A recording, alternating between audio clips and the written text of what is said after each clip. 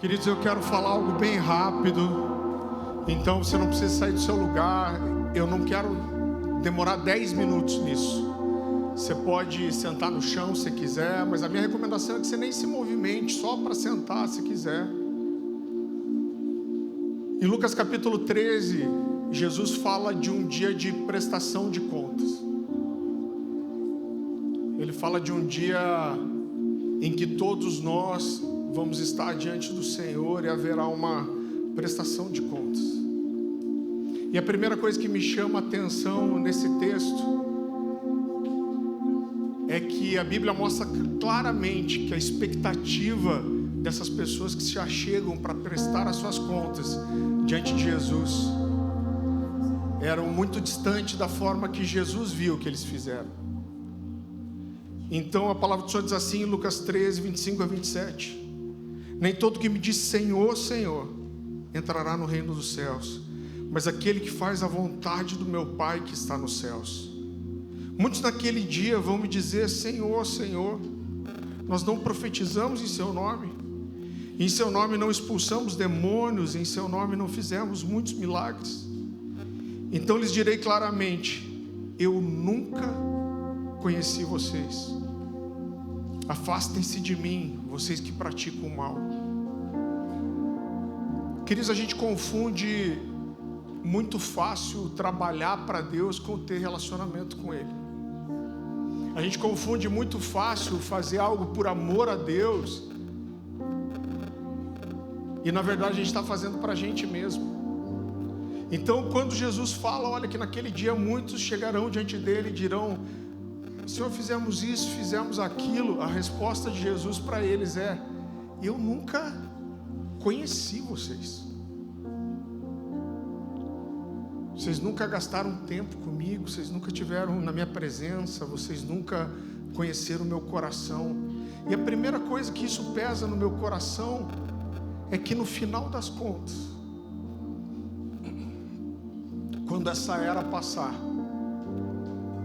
talvez o que mais vai fazer diferença, talvez não, com certeza o que mais vai fazer diferença é o quanto nós conhecemos do Senhor ou não.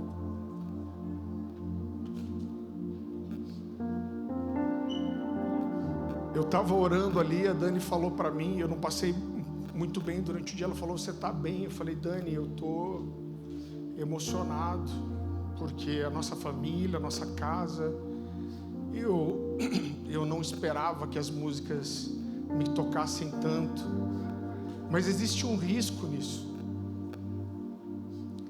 Existe um risco da gente achar que está fazendo alguma coisa para Deus e na verdade a gente está fazendo para a gente mesmo. Então eu acredito que é uma luta diária e constante sondar o nosso coração. Para mim, Davi encontrou uma chave quando ele vai para diante de Deus e fala: sonda-me, ó Deus, e vê se há em mim algum caminho mau. Então o meu clamor ao Senhor é que o Senhor nos livre da necessidade de performar, que o Senhor nos livre da necessidade de ter os resultados que os homens reconhecem, que o Senhor me livre das motivações contaminadas, porque muda muito fácil da gente tá dizendo, não é nem mentir para os outros, só é para a gente mesmo. Eu estou fazendo para o Senhor, e na verdade a gente está fazendo muita coisa para a gente mesmo. E o meu clamor é para que a gente consiga construir uma vida e uma família espiritual que está livre do peso da performance, livre do peso do número. Que a gente esteja livre de qualquer necessidade que mais alguém admire o que a gente fez. Que a gente esteja livre da necessidade de que a igreja precise crescer. Que a gente esteja livre da necessidade de ser conhecido. Que a gente esteja livre da motivação contaminada de ter seguidores. É muito interessante porque quando Deus vai tirar o povo do Egito, eu vou ser bem breve nisso. O convite de Deus para Moisés, Deus fala: eu estou levantando você e eu vou fazer um povo de minha propriedade exclusiva. Eles serão uma nação santa, um povo de sacerdócio real. Só que quando Deus fala isso para eles, a lei ainda não tinha sido estabelecida, e eu acredito que Moisés nem sabia do que Deus estava falando. A gente vai entender o que é sacerdócio quando o povo peca com aquele bezerro de ouro, cai em idolatria, e aí Deus fala: eu não vou fazer com todo mundo mais, eu vou privilegiar uma tribo, que é a tribo de Levi. E aí Deus traz a lei e Ele mostra o que é o sacerdócio. E quando Deus estabelece o sacerdócio, é muito interessante, porque os levitas podiam fazer muitas funções de serviço ministerial. O que eu quero dizer com isso? Eles serviam a Deus servindo o povo. Então o levita, ele podia aconselhar, o levita, ele podia tocar, o levita, ele podia cuidar dos utensílios do templo.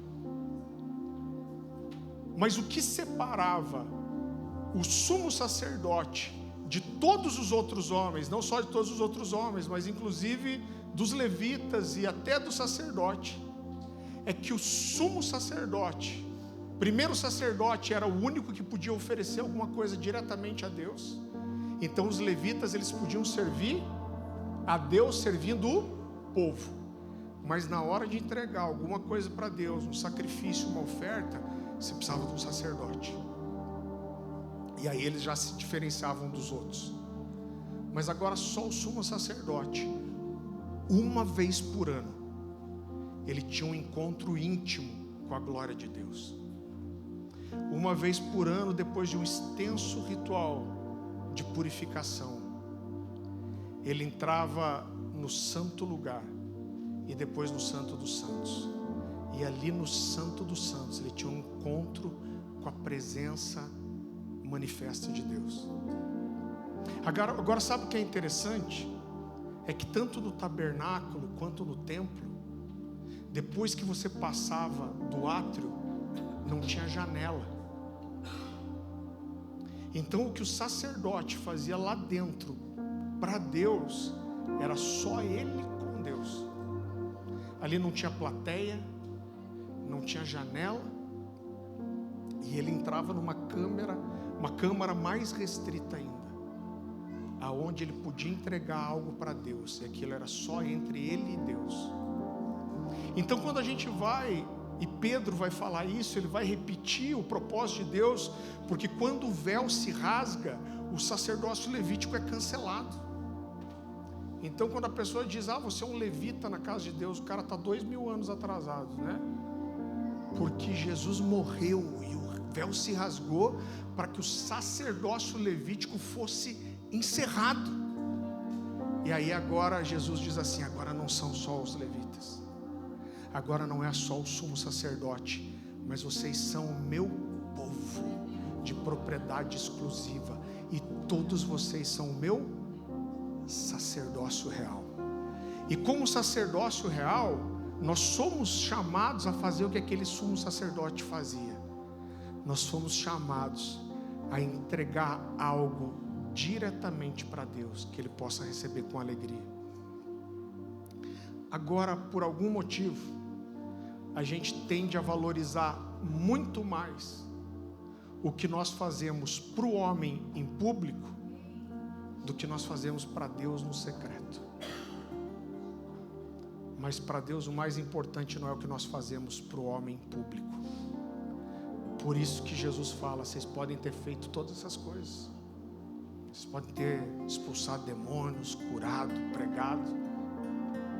Ele diz assim: mas eu não os conheço. Eu queria que você baixasse sua cabeça, eu gostaria de orar por você. Senhor Jesus, nós reconhecemos a nossa incapacidade nessa noite de sondarmos as motivações do nosso coração, Senhor. A verdade é que nós somos tentados todos os dias, Senhor. a querer ser alguma coisa, a querer construir algo para nós mesmos. Nós desejamos construir grandes igrejas, grandes impérios, grandes ministérios, dizendo que é para o Senhor, mas muitas vezes, talvez a maior parte disso seja para nós mesmos. Eu te peço que o Senhor nos ajude a perceber toda a motivação contaminada, Senhor. Nos livra de toda a necessidade de sermos conhecidos, reconhecidos, Senhor. Nos livra de toda a necessidade de termos qualquer tipo de performance para o homem. Eu não tenho dúvida que muitos, Senhor, são desprezados nessa era, são tidos como fracassados, mas diante do Senhor eles serão recebidos como servos bons e fiéis, porque eles conhecem o Senhor, porque a motivação é verdadeira, real. Nos livra, Jesus, que nós possamos viver leves, livres de qualquer necessidade de reconhecimento que não seja o seu, de qualquer aprovação que não seja a sua. Nos ajuda a nos livrar dessa pecaminosidade do nosso coração, Senhor. C.S. Lewis já disse que o pecado do orgulho é o pecado que mais nos aproxima de Satanás, Senhor, porque esse era o pecado dele. Como Lewis disse também, ninguém tem orgulho por ser rico, ou por ser bonito, ou por ser conhecido, mas as pessoas têm orgulho de ser mais rico que os outros, ou mais conhecidos que os outros, ou mais bonitos que os outros. Então, quando Paulo fala que aqueles que se medem e se comparam consigo mesmo são tolos, Senhor, que o Senhor nos livre da comparação, Senhor. Ah, Jesus, nos dá um coração honesto, Senhor. Nos livra dessas coisas, Jesus. Nós reconhecemos a nossa incapacidade de nos livrarmos dessas tentações sem o Senhor, sem o Teu Espírito, mas que o Teu Espírito nos dobre, que o Teu Espírito nos vença, como orava Evan Roberts, Senhor. Dobra-nos, Espírito Santo.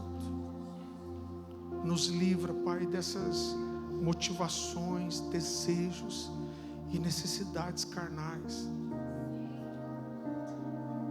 Nos esconde debaixo das Suas asas, Jesus.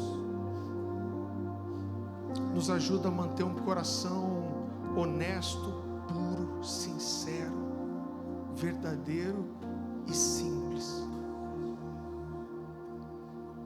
Talvez uma das características que mais tem saltado aos meus olhos nas Escrituras, quando eu olho para o Senhor Jesus, quando eu olho para Paulo, é a simplicidade.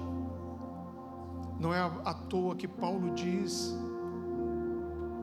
eu clamo por vocês para que vocês não se apartem da simplicidade, da pureza devidas a Cristo. Nos ajuda, Jesus, a permanecer nesse lugar. Nós te agradecemos por essa família. Nós te agradecemos por aquilo que o Senhor tem feito no nosso meio. O nosso clamor sempre foi para que o Senhor fizesse algo que fosse tão genuinamente seu, que a gente nem soubesse consegue fazer de volta, que a gente não consiga ensinar a outros. Nos ajuda a estar verdadeiramente nesse lugar de dependência e rendição. Eu te agradeço por essa família que o Senhor nos tem dado. Eu te agradeço pelos amigos.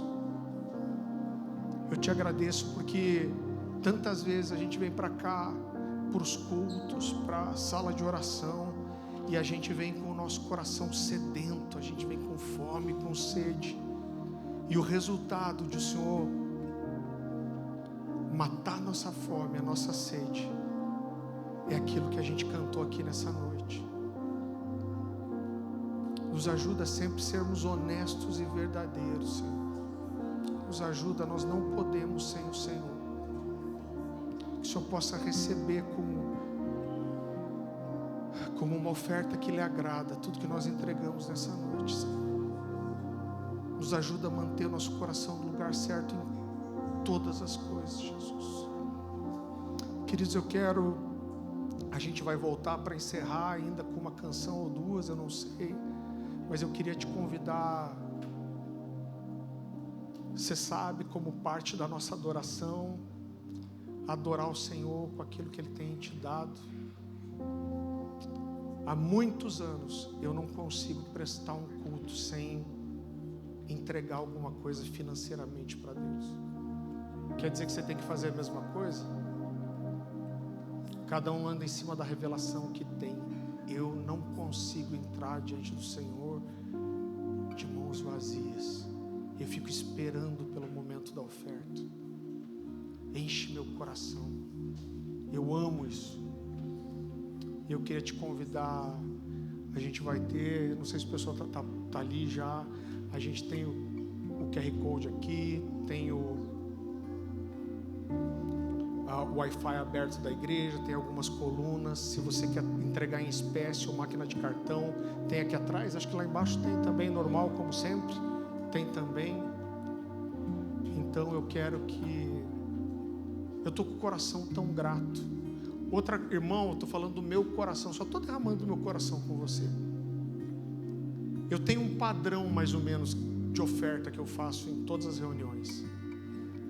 Mas toda vez que Deus me toca diferente, que eu tenho uma gratidão maior, que a mensagem me toca de uma forma especial, eu costumo dobrar, triplicar, ou às vezes aumentar muitas vezes isso.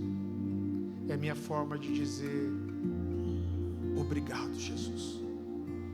Eu queria só que você não fizesse isso no automático. Eu quero expressar a minha gratidão ao Senhor nessa noite. Você possa fazer isso com o seu coração. Como Paulo fala, tragam as suas ofertas para que elas sejam aceitáveis ao Senhor. Que você possa oferecer algo a Deus que seja aceitável e agradável a Ele. Amém? Você pode fazer a sua oferta, sua contribuição, e a gente logo já vai emendar com a adoração aqui.